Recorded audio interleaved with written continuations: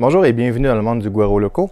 Aujourd'hui, on va regarder le processus complet pour imprimer à la résine. Ça fait déjà plusieurs semaines que je fais des tests et puis maintenant je suis un peu plus confortable avec l'impression à la résine. Je vais utiliser la One Hot Duplicator 7 que j'ai acheté, ça fait peut-être 2 mois. Puis je vais vous montrer toutes les astuces et les composantes que j'utilise pour imprimer pour arriver à des belles impressions. Je vais aussi montrer comment changer le film FEP pour les bassins. C'est quelque chose qu'on a besoin, surtout au début. Il peut arriver quelques incidents avec le film FEP lorsqu'on décolle les pièces. Je vais vous expliquer aussi c'est quoi le film FEP au fur et à mesure qu'on va l'installer. Puis je vais vous donner les trucs que j'ai appris au cours des derniers mois. Alors allons-y. On va commencer par mettre le film FEP sur le bassin. C'est un bassin que j'ai imprimé. Le bassin normalement vaut environ 60 $. C'est pour ça que je les imprime. On peut acheter des feuilles FEP comme ça pour 8 à 9 $. Celle-ci est faite spécialement pour la D7. Puis, je vais vous montrer comment l'installer. La raison pour laquelle on pourra avoir plusieurs bassins, comme ici j'en ai 1, 2, 3, c'est mon 4e, c'est dépendamment de la couleur de résine qu'on veut utiliser. Je change souvent de résine, donc au lieu de nettoyer le bassin à chaque fois, puis tout ça, je me fais imprimer des bassins. Je vais vous montrer la technique pour l'installer. Je vais le passer rapidement, un coup qu'on a compris comment ça fonctionne. Vous allez voir, c'est assez facile. Le bassin que j'utilise des vis à bois. C'est du numéro 10, 1 pouce de long. La raison pour laquelle je le fais avec les vis à bois, c'est que je trouvais ça trop compliqué de mettre des petits tarots dans le fond, les coller, ou bref, il y a différents modèles de bassins qui existent sur Thingiverse. Alors j'ai désigné le mien que je vais partager sous peu sur Thingiverse. Donc je vous montre comment je fais, puis ensuite vous pourrez l'installer. Si vous l'installez sur le bassin d'origine, c'est le même principe, c'est juste que les vis vont être différentes tout simplement. Donc pour ne pas me donner d'ampoule, j'ai ma visseuse ici, puis j'ai mes vis du 10 par 1. Alors de la façon que je fais, j'ai besoin d'un outil pointu. Ici, je prends la pointe d'un fer à souder. Mais ça peut être un poinçon, n'importe quoi, ça peut même être le bout de la vis. Les feuilles FEP, normalement, n'ont pas de sens. Autrement dit, il n'y a pas un dessus et un dessous. Donc, alors, ce que je fais, je viens le placer comme ça ici, sur mon bassin, bien centré. Je viens mettre l'autre, le gasket, je ne sais pas comment est-ce qu'on peut l'appeler, la partie qui sert. Et puis, je le mets dessus. Je ne tends pas nécessairement ma feuille, mais je fais un trou sur un coin. Comme ça ici. Et puis là, vous voyez, j'ai mal aligné ma feuille, mais ça va faire pareil. Ma feuille a bougé. Donc, je viens mettre une vis. Si vous utilisez mon bassin, rentrez les vis doucement. Parfait. Ensuite, ce que je fais, je l'installe ici, dans l'autre coin. Je ne suis pas obligé de tendre ma feuille parce que ma feuille va se tendre automatiquement.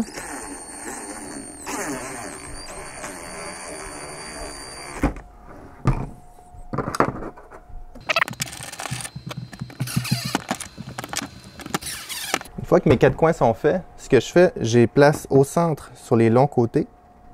Et puis ensuite, j'y vais de l'autre côté en intervalle, comme c'est ici, pour être sûr qu'il n'y ait pas de pli dans ma feuille. Je peux le tendre un petit peu si je pense avoir un pli, mais tendez-le pas trop parce que ça va faire forcer le bassin pour rien. Donc, je vais faire mes trous. Je vais installer mes vis. Puis ensuite, on va regarder de quoi ça a l'air.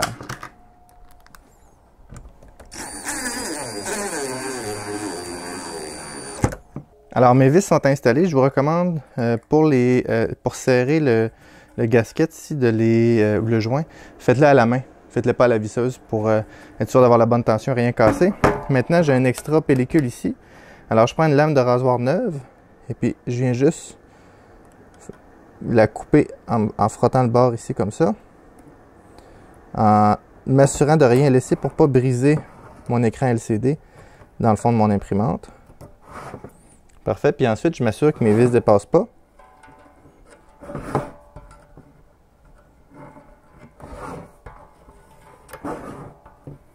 Et voilà. Alors, j'ai un bassin flambant neuf. Parfait. Alors, le bassin a l'air de ça, avec la pellicule bien tendue au fond. Puis, je vais vous montrer maintenant comment préparer l'imprimante pour imprimer. Alors, à partir de maintenant, comme j'ai déjà utilisé mon imprimante, je vais mettre des gants parce qu'il peut y avoir des traces de résine à certains endroits. La résine est très collante et elle est très irritante. Si vous avez de la résine sur vos doigts et vous vous touchez le visage, ça va brûler Surtout les paupières, ça m'est arrivé à quelques reprises. Je pensais que j'avais les mains propres. Je me suis gratté une paupière, puis ça chauffait beaucoup et longtemps. Donc, toujours porter des gants, même si vous ne manipulez pas la résine directement.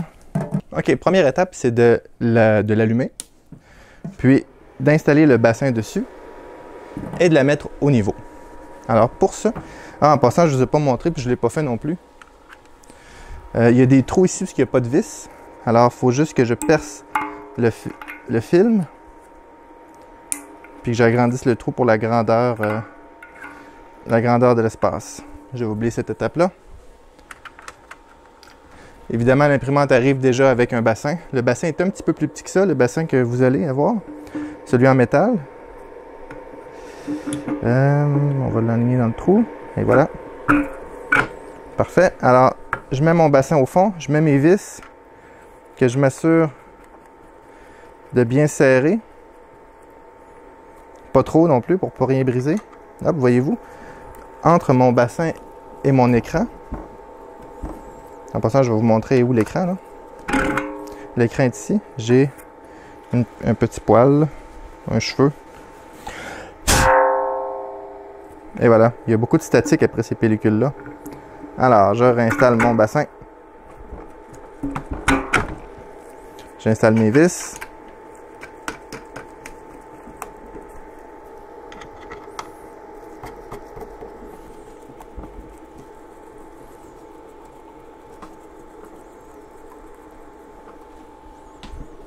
Donc pour la mise au niveau, je viens desserrer, pas dévisser complètement, mais desserrer les 4 vis qui sont sur les côtés.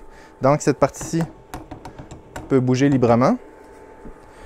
Ensuite de ça, je viens dans Utilities, The Height. Je baisse mon plateau, pas jusqu'à mon bed, mais un petit peu au-dessus.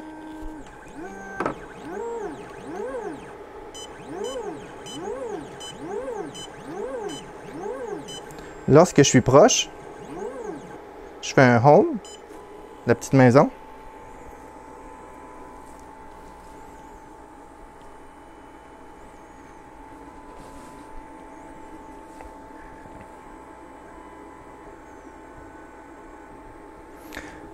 Alors une fois qu'elle est bien accolée au fond, je viens mettre mes doigts de chaque côté ici.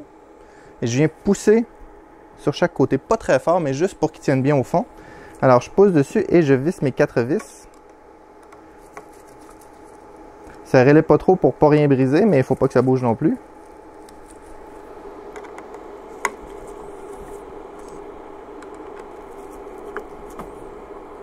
Alors, cette étape-là est très importante. On peut s'imprimer aussi des choses pour pousser sur le bassin. Et ensuite, je le remonte un petit peu. Excusez-moi.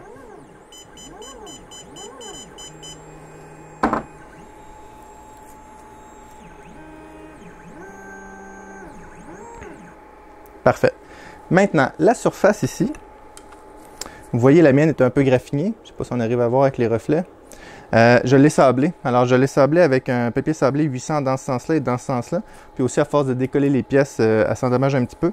Ce qui est important, c'est qu'il n'y ait pas de bout pointu après, de bout accrochant. Tout simplement. Alors, pour l'installer, je le pousse jusqu'au fond et je resserre la vis adéquatement. Puis maintenant, je serai prêt à mettre ma résine, tout simplement. Alors, ce que je vais faire avant de mettre ma résine, on va aller à l'ordinateur, puis on va enregistrer comment slicer, dans le fond, les objets pour la mettre sur la clé USB qui va ici à l'arrière. Donc, la première étape est de télécharger Creation Workshop, préconfiguré pour OneHow. On va sur OneHow Support, Download. Alors, ce lien ici. Si, dans le fond, vous cherchez tout simplement Creation Workshop, OneHow, vous allez tomber sur cette page-ci. Une fois ce fait, alors ici, on est dans l'outil pour OneHow, de Creation Workshop. Pour le configurer pour OneHow, on vient dans Contrôle, on vient dans Configure. Ici, on vient choisir OneHow D7. Elle est déjà pente à résine standard. On parle souvent de 0.2. Ici, on parle de 0.05, qui est pas mal le standard. Ici, ça, c'est pour chaque image, chaque couche, combien de temps que je vais le laisser exposer. J'ai trouvé qu'à 7 secondes, c'était l'idéal. Puis pour mes premières couches, j'ai laissé 60 secondes.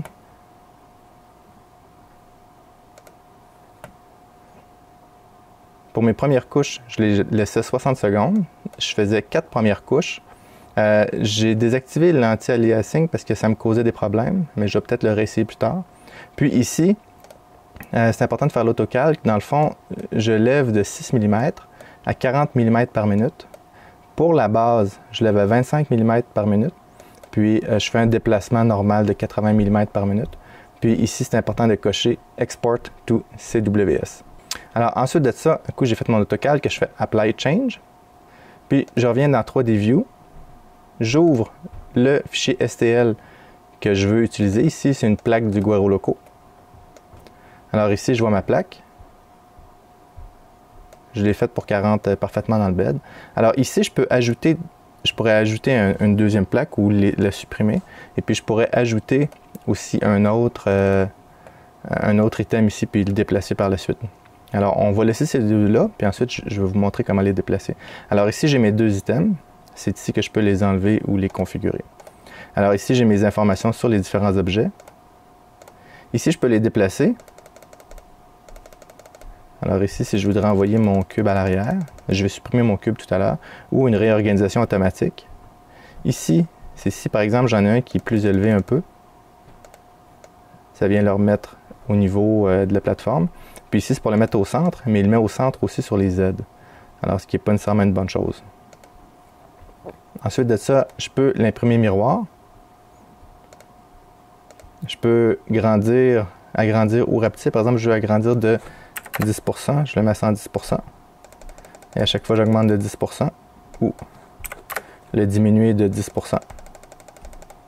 Même chose, ça c'est pour tous les axes. Mais je pourrais l'agrandir seulement, par exemple, sur le Z. Je veux qu'il soit très long. Je vais le mettre à 200%. Et voilà.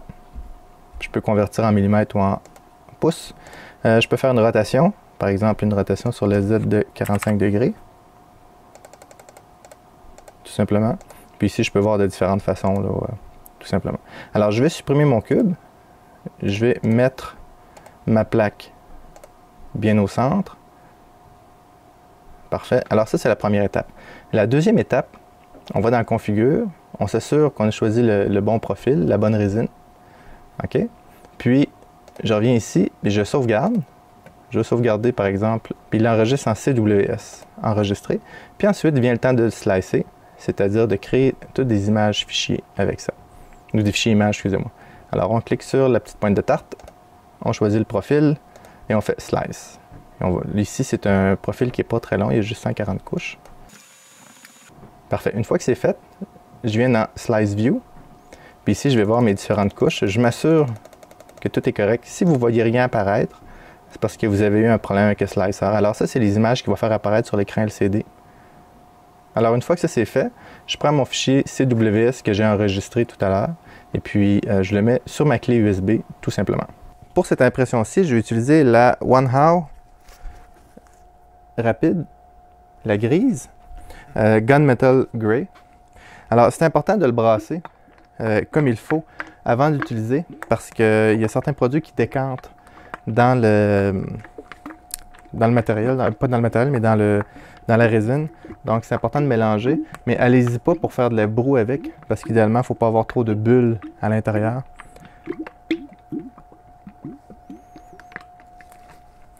Alors, j'ai mis ma clé USB dans l'imprimante. Maintenant, je vais mettre la résine. La quantité que vous devez mettre, bien, ça va dépendre de votre pièce. Si vous avez une grosse pièce, vous devez mettre plus de résine. Si vous avez une petite pièce, un peu de résine. Alors, je vais en mettre à peu près le quart du bassin maximum. Je sais qu'il va en rester. Assurez-vous de toujours bien nettoyer la résine qu'il pourrait y avoir. Alors, présentement, la résine est pleine de bulles. Je vais vous montrer le truc que j'ai trouvé pour enlever ces bulles-là. Pour enlever les bulles, la façon que j'ai trouvé, je m'en vais dans Utilities.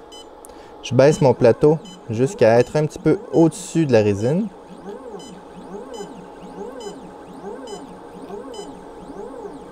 Je fais un Home. Non, excusez-moi, je descends un petit peu.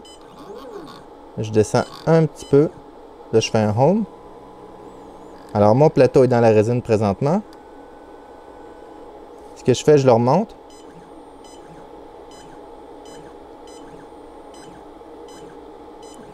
Jusqu'avant qu'il sorte de la résine. Et voilà. Je refais un Home.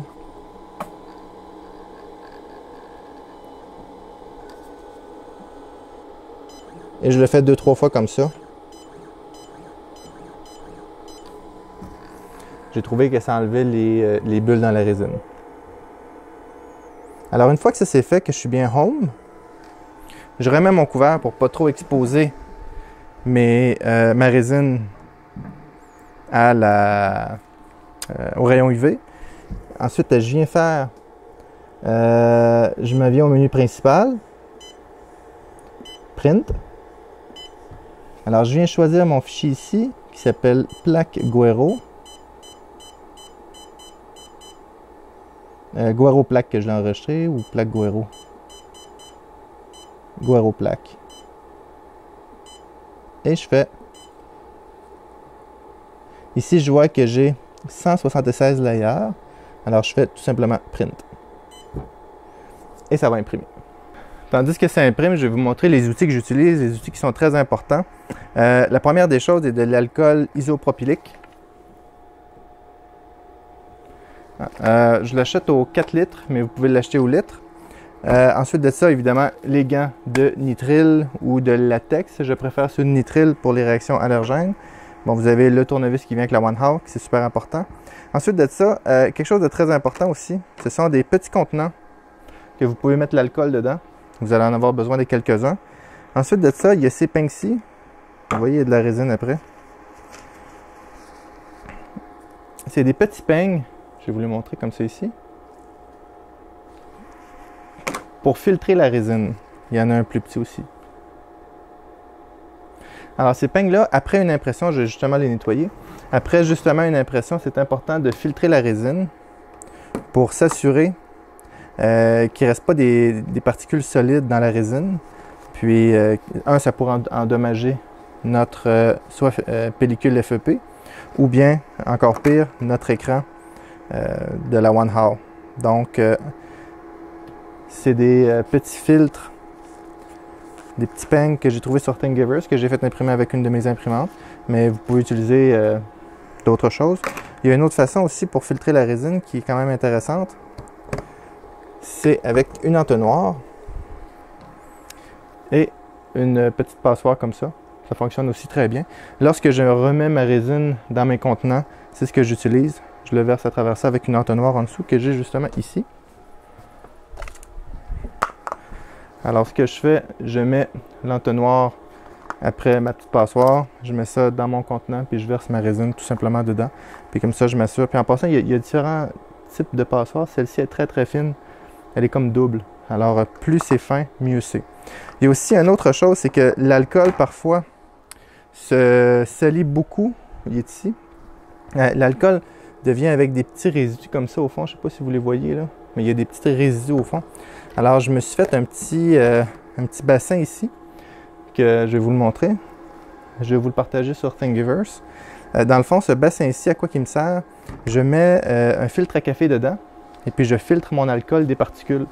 Donc, l'alcool ne redevient pas parfaite, mais elle me sert au moins, je peux la réutiliser un peu plus longtemps, je ne suis pas obligé de l'acheter. Alors, un autre outil, c'est ça ici, c'est pour mettre les bassins, pour les vider de la résine. Dans le fond, on met le bassin comme ça ici. Puis avec une seringue de ce genre-là, je viens enlever la résine qui reste pour la récupérer le plus possible. Parce qu'à 90 $ le litre, ça revient quand même assez cher. Donc, aussi ce que je me suis fait, je vais vous montrer ça tout de suite. Ce sont deux petits couverts pour pouvoir empiler mes bassins de résine. Comme ça, je suis sûr qu'il n'y a pas de lumière qui arrive dessus ou des petites particules de poussière ou autre. Ensuite de ça, de quoi on peut avoir besoin? La One How vient avec ce petit contenant-ci. OK? Puis on met de l'alcool dedans. Puis on peut imprimer cette pièce-ci. Dans le fond, on trempe nos pièces dedans. Puis on les enlève. Une autre chose bien utile, c'est ça ici. C'est que je le mets comme ceci, entre ma vis et mon bassin. Puis je peux accrocher ma plateforme ici comme ça pour la laisser dégoûter. Cependant, elle ne fonctionne pas avec les bassins que j'imprime parce qu'ils sont plus hauts, contiennent plus de résine. Mais je vais m'en faire un petit peu plus mince ici.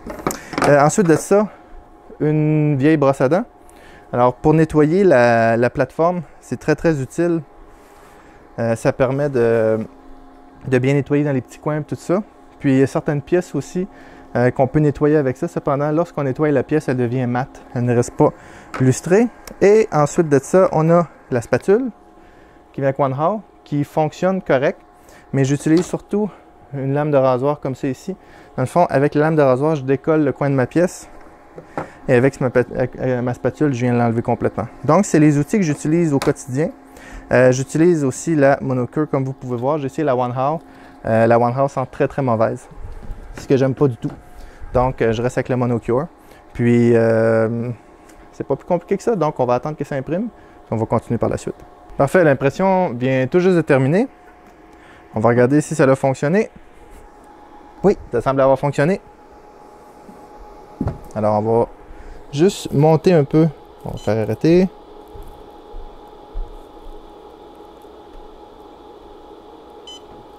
Alors, on va monter le plateau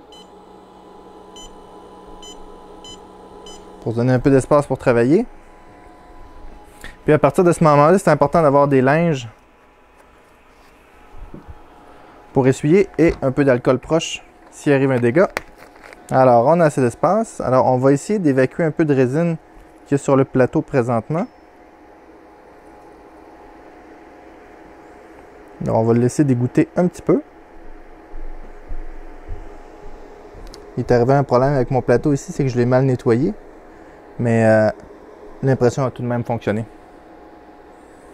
Donc, je vais essayer de décoller avec ma spatule en plastique du fait que j'ai déjà un coin d'un peu décollé. Pas tout à fait.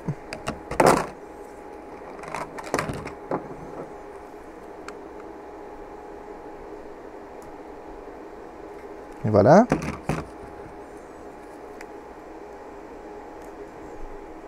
Parfait, alors elle est en train de décoller. Alors je vais amener mon plateau d'alcool. Je vais descendre un peu la caméra. Je vais simplement laisser tomber ma pièce dans l'alcool.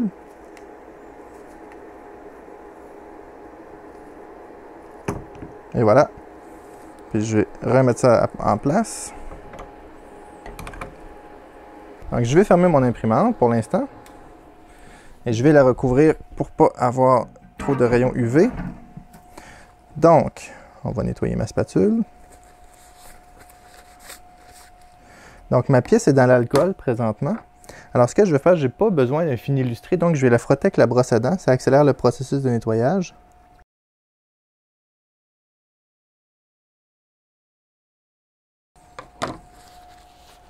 Donc je vais laisser ma pièce dans l'alcool quelques minutes.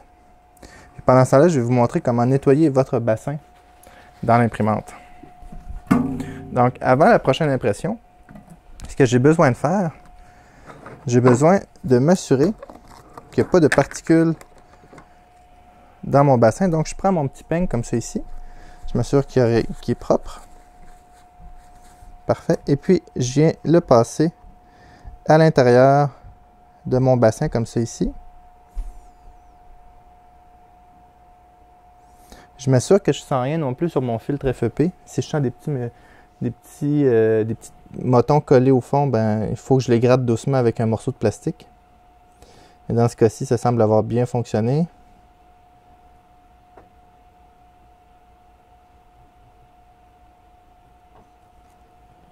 Alors, j'ai pas vraiment de particules. Je vais tout de même l'essuyer puis le refaire une deuxième fois. Parfait. Alors, j'ai pas de petites particules, c'est-à-dire que mon impression était plutôt bonne. Je le nettoie dans l'alcool.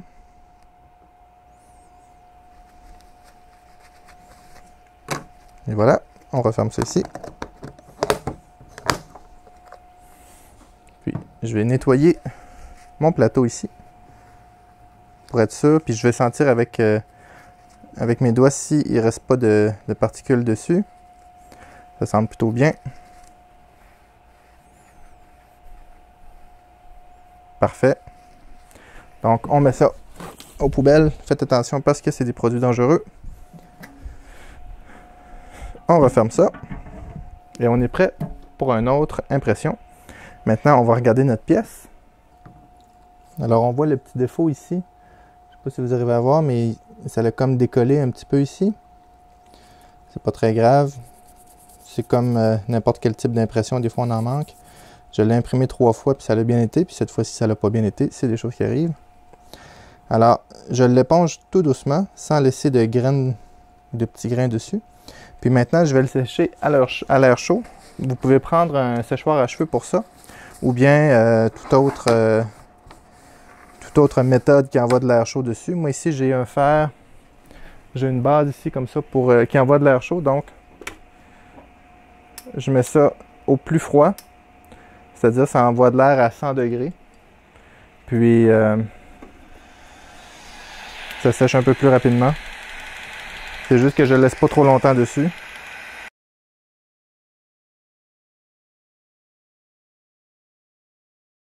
Alors, ma pièce est prête. Maintenant, je vais la mettre sous les rayons UV. Alors, tout ce que je fais, je mets ma pièce là-dedans. Je mets mon appareil à 180 secondes et je vais le mettre 3 fois 180 secondes en le revirant. Maintenant, mon alcool ici a des petites particules dedans. Je vais vous montrer comment le filtrer. Dans le fond, je prends ma pièce ici que j'ai fait imprimer et puis je viens verser mon alcool dedans tout simplement et ça va filtrer les petites particules dans le fond comme ça ici.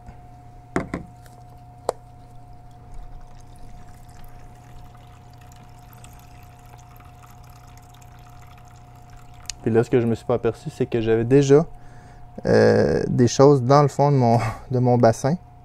J'ai pas nettoyé mon bassin comme il faut, donc on va recommencer dans ce sens-là.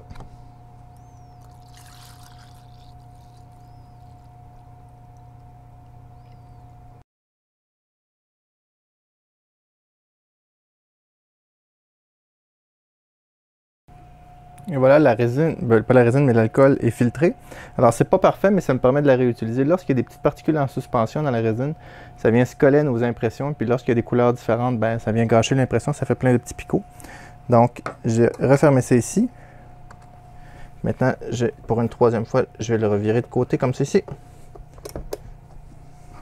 Et dans 180 secondes, ça devrait être pas mal prêt. Donc voilà, ma pièce est prête. Vous voyez de quoi ça a de l'air? Alors oui, il y a une imperfection ici sur le bout, mais c'est des choses qui arrivent. Alors, c'est presque un succès. La raison pour laquelle ça l'a fait ça, c'est probablement qu'il a décollé au début ou mon plateau était était peut-être pas bien au niveau, quelque chose de même. Mais c'est des choses qui arrivent. Donc, c'est comme ça qu'on arrive à imprimer à la résine. Moi, c'est la recette que j'ai trouvée qui fonctionne relativement bien. Évidemment, des fois, il y a des ratés, mais il y a des ratés aussi avec l'impression à filament. Donc, ce que je ferais dans ce cas-ci, je le réimprimerais. J'ai fait des impressions aussi plus grandes un petit peu. J'ai imprimé Aria, le dragon, et puis différentes choses comme ça. Puis, je vous dirais que j'ai un taux de succès d'environ 90%. C'est-à-dire, sur 10 impressions, j'en ai un qui est manqué, dont celle-là. Ça faisait un petit bout que je n'avais pas d'impression manquée, mais il a fallu que ça arrive durant la vidéo. Alors, vous voyez que ce n'est pas une technologie qui est parfaite. Ça m'a pris à peu près 1 mois pour bien maîtriser l'impression. J'ai eu des problèmes avec le logiciel, j'ai eu des problèmes avec la résine, j'ai eu des problèmes avec le filament, ben pas le filament, mais le film FEP. Et j'ai des problèmes pour curer les produits. J'avais de la misère, il restait tout le temps un peu collant. Je ne les nettoyais pas assez longtemps dans l'alcool, pas assez longtemps au UV. Bref, ce que je vous ai dit, c'est ce que j'ai appris dans les 2 derniers mois. Donc, j'espère que ça vous a été utile. Je veux juste souligner quelque chose encore une fois. La résine est très irritante pour la peau.